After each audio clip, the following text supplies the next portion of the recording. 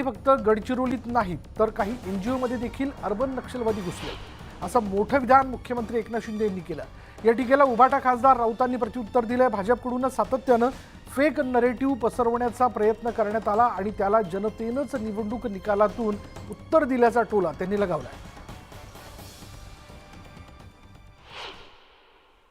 मला काही लोकांनी तर सांगितलं की महाविकास आघाडीचे लोक तर याच्यात होतेच, फेक नरेटिव्ह सेट करण्यामध्ये, पसरवण्यामध्ये, परंतु काही एनजीओ देखील यामध्ये होते आणि ते एनजीओ म्हणजे त्याच्यामध्ये सरकारच्या विरोधामध्ये नेहमी भूमिका घेण्याचं काम ते एनजीओ करतात। एनजीओ अनेक आहेत, चांगले एनजीओ आहेत, सकारात्मक काम करणारे एनजीओ पण आहेत, परंतु काही एनजीओ जे आहेत खास करून सरकारच्या विरोधामध्ये मत तयार करणारे लोक आहेत। त्याच्यामध्ये मागे देखील मी म्हटलं होतं की हे नक्षल फक्त गडचिरोलीत नाही आहेत, हे अर्बन नक्षल काही एनजीओ मध्ये घुसलेले आहेत।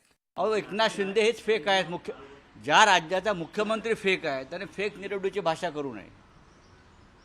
नरेंद्र मोदी यांनी गेल्या 10 वर्षात फक्त फेक निरेटिव्हच सेट केले आणि गेल्या 2.5 वर्षापासून एकनाथ शिंदे, देवेंद्र फडणवीस या राज्यामध्ये फेक निरेटिव्ह सेट करत होते, त्याचा पराभव झाला।